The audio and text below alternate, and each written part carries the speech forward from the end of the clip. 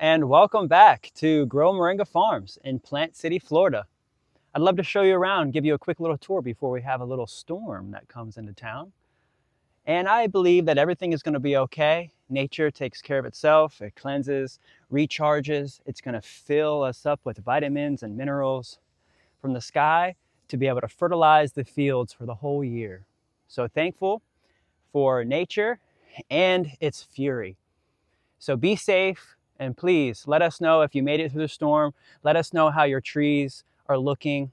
And if you have any trouble and you need some assistance, we offer lots of services inside of the Grow Moringa Collective members app that you can download on your phone. One of the things that you get a benefit for being a member is actually wholesale. We offer wholesale pricing for members. And this is one of our big moringa trees here that I just pulled out of the ground, and I'll show you exactly how I got this tree to look like this in just a few months, right? And I've already cut this tree back several times. You can see kind of like a cut down here, and I probably cut it back around this time several times, and then of course I cut it up here, and then it's already re-sprouting. This tree has already been 4, 5, 6 feet tall 2, 3 times, and I've cut it back and cut it back.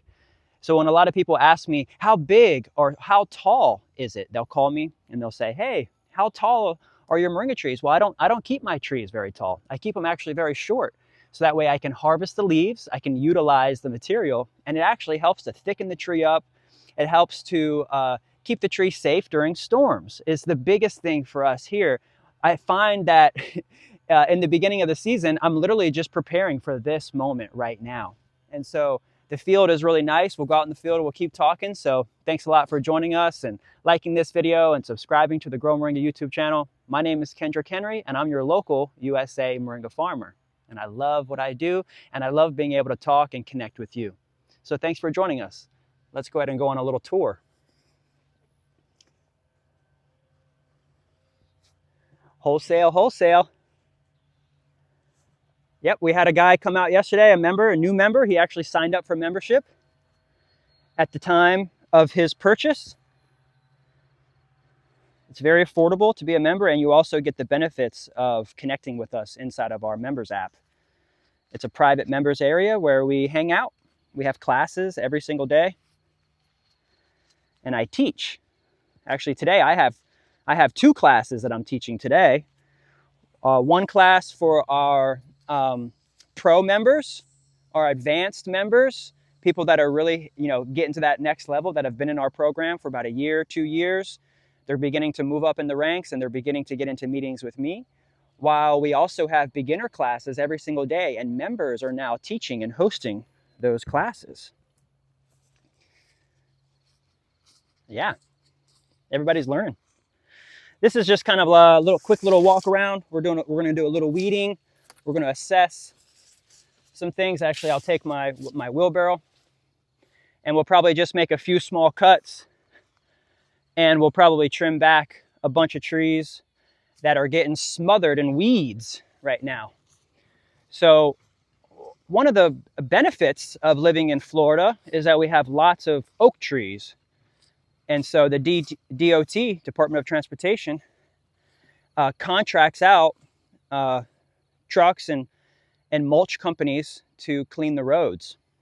Well, when those roads get cleaned up, they have to pay to dump the mulch somewhere.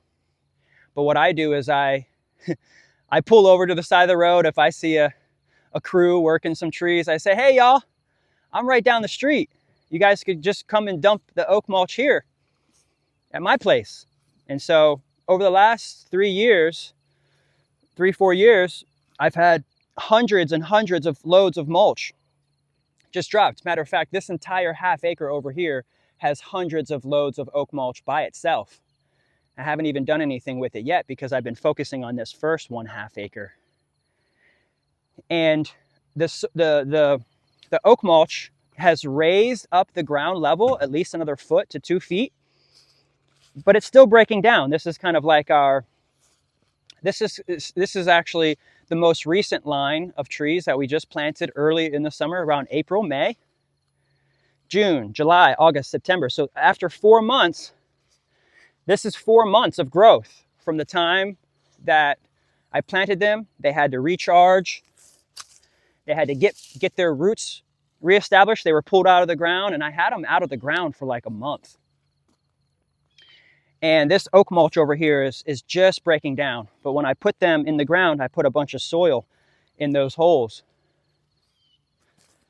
And they're doing okay. They're doing really great. You know, this one fell over. and that's because of the soil. The soil is still breaking down. The mulch is still breaking down. So even what I did was I had to cut this tree back. It was completely falling over because all the weeds are pulling it down. But then as I am pushing down, I literally sunk into like a hole. So the oak mulch is breaking down this past summer, and it usually takes about 2 years for the mulch to really break down and turn into good soil. So we're just kind of taking a walkabout. See, like right there, I'm literally just stepping and compressing and just moving this soil down to help these plants get tall. I might go ahead and just cut this chaya back right there, just that way she restarts, and she'll restart right there. This last half of the summer has really just been fighting the weeds, and I think that's what I was trying to say is the benefit is that I got a lot of free oak mulch, but I also got a lot of free kudzu. Kudzu. Oh wow, this baby's getting big. She's falling over to the side. She's getting pretty big. My main goal is to get this one line over here today with you trimmed up and cleaned up from all the weeds. So I'm showing you the progress of my weeding over the last week and cutting back. So that first row over here I did about 2 weeks ago. Then this one I did about a week ago. My dad was here. He actually helped me with this line right here. Looks real good. And we had a guy come by yesterday and pick up 30 big trees at wholesale, and he's going to take it back to his farm. Oh, hey, all right, cool. All right, we're really just doing some assessing. I'm really loving the height of the trees. Got this row cut back about a week ago. Did about half of this row here. You can see the full size trees out there. Let me just make sure the camera's good. But really what I wanted to do out here for a few minutes with you is to work on this row here. Cut some of these trees back a little bit. This row right here, probably we'll do this half row right here. Yeah, look what's going on here. So they're starting to get some weeds in here. So let's just make our first pass, and we'll just trim up any of these weeds and separate them.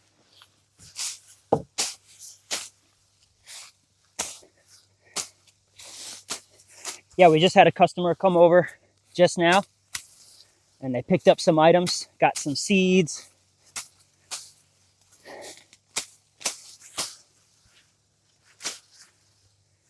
And really loving the shift in the weather. Nice. Okay. Yeah, we want to get in here, especially for this row. Then we can get these greens even on the racks. I think they're all coming from this way. There we go. So we got lots of kudzu in here. Mostly just from the oak mulch. And they're suffocating our babies. And, well, this summer is not going to go without a hitch. We do have a storm on the way. It's a little scary. A lot scary for a lot of people. And right now, just need to prep and be still. This is what we prep for. We prep for big storms throughout the whole year. Hurricane season is no joke here in Florida. So all you newcomers who came down here in the last year or two or three, Um, welcome to Florida. My mom calls me. She's in New Jersey. Everything all right, sweetie? She's been through this. I mean, the first hurricane that I went through without her, in like 2000. Actually, it was during the Katrina years, 2004. I had moved to Florida in 2001 with my dad. 2001 with my dad, and she called the school, the high school, because even I didn't have a cell phone at the time. She was like, I haven't heard from my son in a week. I remember they called me down to the principal's office. And the principal goes, why haven't you called your mother? It was like right when we got back into school. I mean, we had like a week off of school and everything. And yeah, she called the school. She just wanted to make sure I was okay. Motherly love. And I think this is what Mother Nature is also showing us, is showing us some love. Because as destructive as the hurricane force may be, it also is going to bring a lot of vitamins and nutrients back to our aquifer. You know, we use a lot of the water in the aquifer. So it's all going to be able to be reused, and all those vitamins and minerals that are dropping are coming down. And also, you know, really good things come from the destructive forces of nature.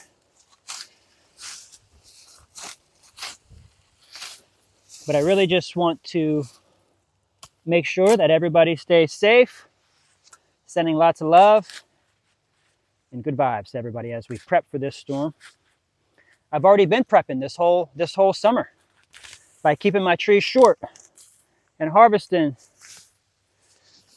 and spending time out here with my babies. They call me Plant Daddy. Moringa Papi. So thanks, Miss Moringa. Once we get through this storm and possibly any others, we still have about a month or so. I remember it wasn't last November, but it was the November before last. We had a hurricane in November, like the first week of November, we had a hurricane. So, I mean, it was still hot and pumping in November. So that's why we prep.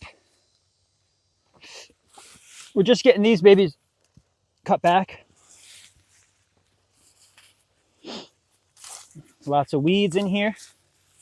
But you can see that the practice of trimming the trees back like this is also helping them to get thicker and bigger, faster, stronger. A little bit of that haircut, bring it back.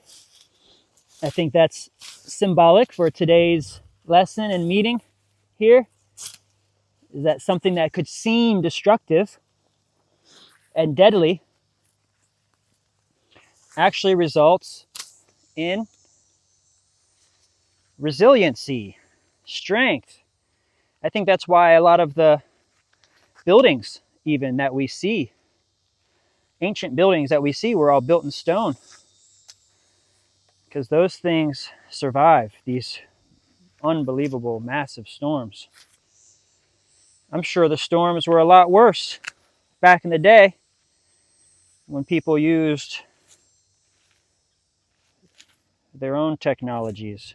All the stories and things that we hear about these superhumans and comic book characters, I think they're all based on truth, actually.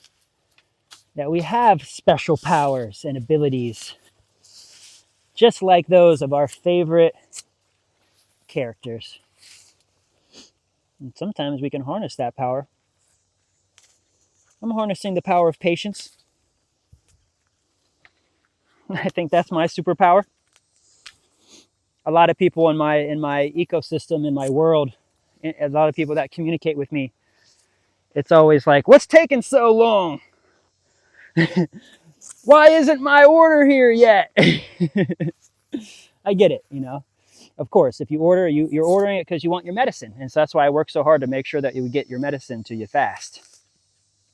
And supplements and tea. I mean, this helps blood sugar, blood pressure, vitamins and minerals. So it's really important. But I'm just reminding people, you know, like, hey, this is all process, progress.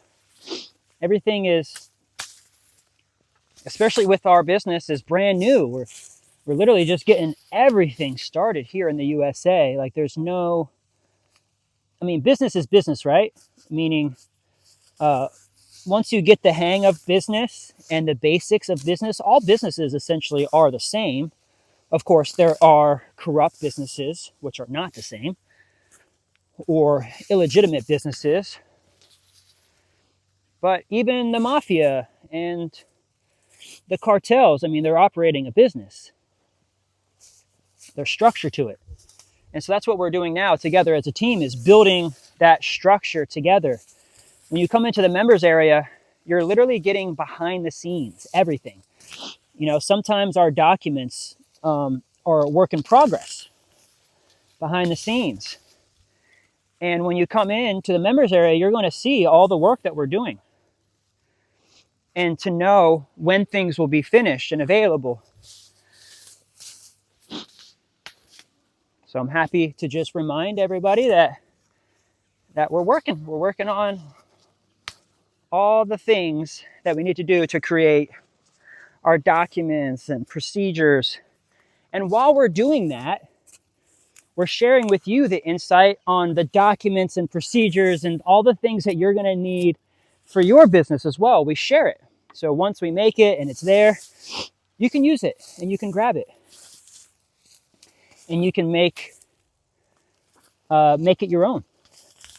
I really want to build and help create thousands and thousands of Moringa businesses. I had a guy come here. It was yesterday. He bought the wholesale trees, and he's like, "Aren't you worried that I'm going to be creating more competition?" Ha ha ha ha! That's funny, guy. We live in a free market. We thrive on competition. That's what our whole entire financial system was based on. Bring it. Bring the competition, because it's only going to make our products better. It's only going to want us to achieve higher standards. And it also helps to regulate prices. Because then when you have more people in competition, you can't just have a monopoly, right? The market is going to decide what the price is, right? So we want more. We have barely even touched the surface. I mean, look for yourself.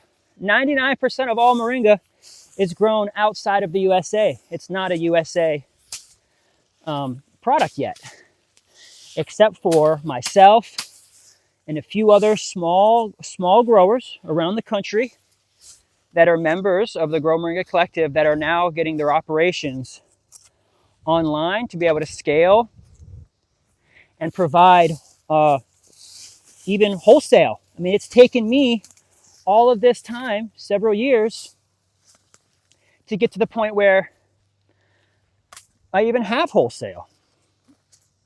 I mean, I started doing wholesale a couple years ago, but what I realized is that I really just didn't have the supply yet. And I was selling it at wholesale prices, and it wasn't really, like, I would run out, you know what I'm saying? So like, I would do the wholesale thing, but then it'd be like, it'd be like $300. I get a $300 order, which is great. It's better than a $20 order or a $50 order. It's a $300 order. It's amazing. But it's at a discount. And it takes a lot of powder or whatever they're getting in wholesale. It's a lot of material. And for one person to be doing all of that, especially offering at a wholesale rate, is a lot of work. And so I would encourage you, if you're just getting started, to not necessarily think about wholesale right off the bat. Of course, we have listeners here that are like, I'm not going to do anything unless I do it all the way. And I'm not going to do anything unless I know that you're going to buy it from me, Kendrick. You're going to buy everything from me, right? And I say, well, have you ever grown anything before? No, I've never grown anything before, but I need a contract with you right now to buy all of my moringa before I plant my field. I get that. Because you don't want to do anything that might not pay out. But one thing you're never going to do is get anywhere if you don't take a risk. That's for sure. And I'm not saying that growing moringa is risky, but growing anything is risky, right? And also, to be fair, the major question that I get a lot is moringa profitable? Well, I can tell you that peanuts are profitable. That might not be a very good comparison, but really all I'm saying is anything is profitable in a sense. Almost anything is profitable. Let me throw that almost in there. And that's because it all comes down to the branding, the marketing, the story, the price, the benefits, the use. I mean, just look up how much moringa is being sold around the world. It's about 10 billion right now. So I mean, we're talking about billions of dollars a year. So when someone says, "Hey, is moringa profitable?" I say, well, when I started off, it wasn't as profitable. But since I've taken the time to learn, and I've also taken the time to grow, I've been able to make it a profitable business because I've been focusing on specific things within the business and not doing other things. Just keeping this business as simple as possible. And you guys have witnessed throughout the last couple years the progression of having a plant nursery known as Numa Nursery, and also a co-op known as the Moringa Growers Co-op that I developed, in 15, 16, 17. But then by 2020, I realized that I could go bigger. I could focus on one plant and not just be an obscure name that has nursery in it and getting hundreds of calls from people saying, "Hey, do you have this and do you have that?" And then every day I'm just saying hundreds of times, "No, I don't have that. I just have moringa." "Oh, what's moringa?" Well, let me take the next 20 minutes to explain it to you to see if you might want to just buy a few trees. Well, I learned from those conversations and where I wanted to spend my time and my energy and the people that I wanted to talk to. And so I got some really good piece of advice from my buddy, Jason, my partner in this business, in the Moringa growers, in the Grow Moringa Collective. We were sitting down in the summer of 21, and he said, it'd be really cool if like you combined it and change the name. He's like, I know that you might not want to hear that, because he's like, I know Numa's your baby and all, but consider this business tip from a friend.